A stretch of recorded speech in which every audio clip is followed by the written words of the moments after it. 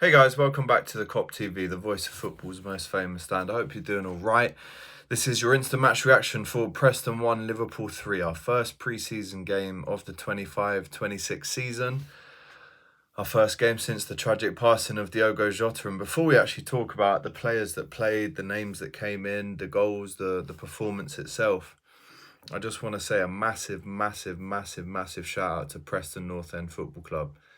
The way they conducted themselves on and off the pitch, from the programme to the singer at the start singing You'll Never Walk Alone, how impeccably observed the minute silence was, how they almost allowed Liverpool to almost make the occasion about Diogo.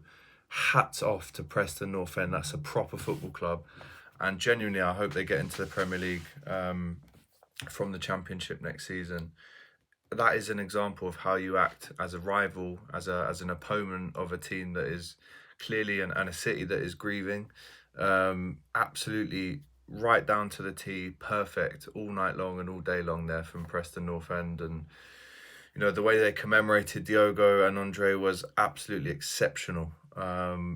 So I, on behalf of Liverpool fans, and I'm sure the Liverpool fans in the comments here would agree with me, that a massive love is going out to Preston North End tonight for the way that they handled themselves across the weekend, really.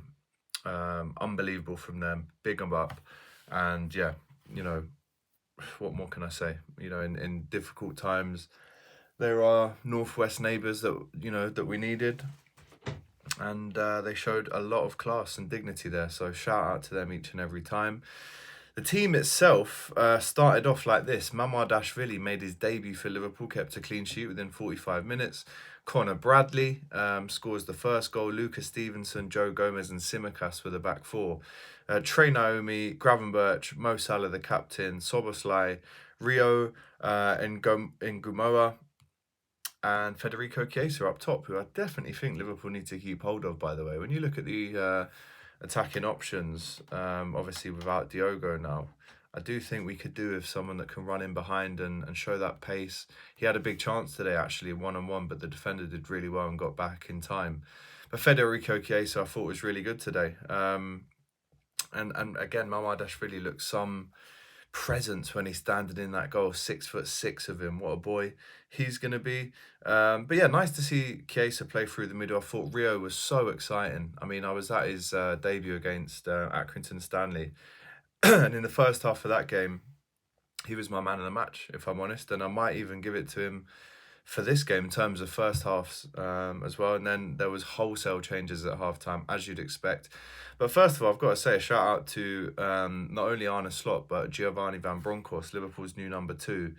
They littered massive names in that starting lineup, which, if I'm honest, I didn't expect.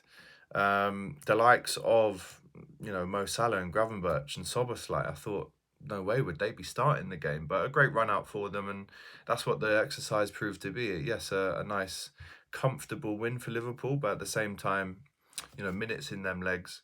And it was definitely a game of two halves, because in the second half, Freddie Woodman came on, who made a really good save, actually.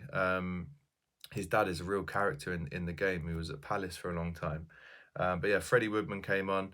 Amara Nallo came on. You'll famously remember him for getting sent off against PSV within 4 minutes. Andrew Robertson came on as a left-sided centre-back with Milos Kerkez as a left-back.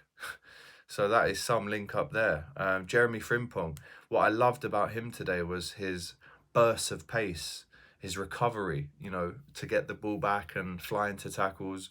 And let's be honest, without sounding bitter, or because we clearly have moved on, with Frimpong and Connor Bradley. But when you compare that to Trent, what we didn't ever see really from Trent was running back and bursting the lung to get back and help out his teammates more often than not when he lost the ball or lost the tackle.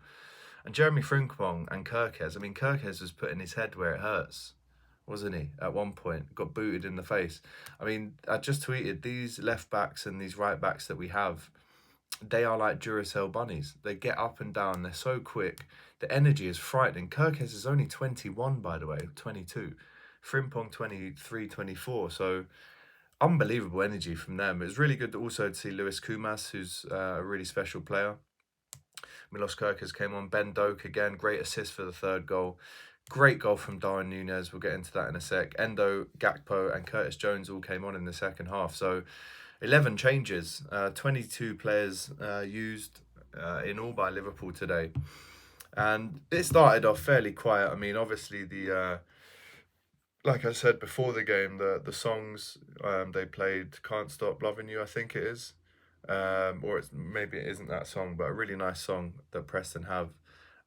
Keep falling in love with you. I haven't got the best voice, but that is their song, and the lady at the start of the show sung it amazingly. And then "You'll Never Walk Alone," and then the Jota song was just running off into the air in Preston today. It was sung so beautifully, so many times, correctly as well, which is always great to see. But Conor Bradley, he was the first goal scorer, 33 minutes in. He gets one after an assist from Dominic Szoboszlai. Very muted celebration. But then when the changes came in the second half, it was Darwin Núñez who pounced on a defensive mistake from Preston, rounded the keeper and slotted it, and straight away did the crocodile and the PS5 celebration with his new skinhead. And I think the main question to take from this now is, where does the future of Darwin Núñez lie? Or am I just a little bit sentimental, a little bit emotional there, seeing him, come back with his skinhead, scoring a goal and dedicating his goal to Diogo? Which camp are you in? Do you want him to stay or do you want him to go? Let us know in the chat. But it was a tidy finish from Darwin Núñez. Had a free kick as well, which wasn't as tidy, I'll be honest, but nice and clinical there from Darwin Núñez. And then Liam Lindsay scores a header on the 83rd minute to almost make for a nervy last 10 minutes for Liverpool. But no, 5 minutes after that, Cody Gakpo, a really tidy finish. And again, Ben Doak this time punishing a Preston defensive mistake and then cuts it back across with his head up, obviously knows who's there. And what I loved, yes, it was against Preston, a championship team, but these little bits of connectivity and mind reading and fitness, they all go into the start of the season and your momentum builds from that. And he might not be with us, for the long term, Darwin Núñez, but that was a fantastic bit of understanding. He obviously got the shout from Cody Gakpo to just let it run through his legs. It's almost like an invisible assist, actually. And again, really nice composed touch from Gakpo, takes his time and just slots it in the far right corner on the floor. And again, tributes his goal to Diego Jota, as I think we're going to see many times throughout the season. So, my man of the match, do you know what? I'll give it to Darwin Núñez. I'll give it to Darwin Núñez for his goal and the involvement in the third goal. Skinhead Núñez, do we fancy it? Let me know in the chat. But yeah, I'm just getting, a couple reports in here. Liverpool kicked off their pre-season with a 3-1 win over Championship side Preston North End, and what was an emotional return following the tragic passing of Diogo Jota and his brother Andre Silva. So it was an emotional one, it was a sentimental one. Once again, I commend Preston North End for the way they dealt with the fans, the players, the occasion. It was something to see, actually, and the emotional faces during "You Never Walk Alone." I mean, I had chills watching that. I did have a tear running down my eye watching that, because I think for Liverpool fans, this was the very first time we've, as a collective, joined together and almost, live on the TV, grieved together. Amazing to see so many tributes in the away end. Shout out to all the boys who went and girls, but the lads that I know that went to the game, they said it was brilliant. Preston were fantastic with the way they dealt with everyone. So considering it was such an emotional game, the first step of the grief, guys, is now over. And, hopefully over time, with healing, it does get a little bit easier to deal with, but we'll never forget him and we can never move on. He's always a part of us now, and I do hope that Adidas, maybe stitch in a number 20 in the new shirts just to commemorate him that little bit more. Anything would be highly appreciated, of course, by any Liverpool fan. So, listen, 3-1. We got a quick glimpse at Mamardashvili. Really impressed with Frimpong, Kerkez, and obviously we're waiting for Florian Wirtz, who wasn't involved today. Still getting a little bit more time off, but it was interesting to see that Liverpool actually put out some temporary numbers for Frimpong, Mamardashvili, and Kirkes, all in the 50s. The only squad numbers in that range that are free and readily available, to be honest. And I think once a few players start leaving, you'll see a few more official shirt numbers coming out now for Wirtz, Kirkes, and Frimpong. Even though Frimpong's will definitely be 30, and Kirkes, I think, could be. Wirtz will be 27, I think, and Kirkes, we don't know yet. Maybe a 21 because his number at Bournemouth was 3 and Endo has that. But anyway, really good minutes in the legs. So it was obviously really hot out there. Great to see the boys all back together in what was such an emotional time and day for them. But yeah, really just happy with the minutes and the energy and the result. But more importantly, this day will go down in history as the day that we and Preston North End impeccably remembered Diogo and Andre, which, you know, again, we'll never move on from. But the first stage of grieving is done, guys. So smash that like button, get your comments in, and also in the chat, please, if you can, let me know what you'd like myself and Doyle to discuss specifically about this game for tomorrow's Hot Topics episode, which I'm really excited for. Really, really looking forward to getting back in the studio with Doyle after a couple of weeks off.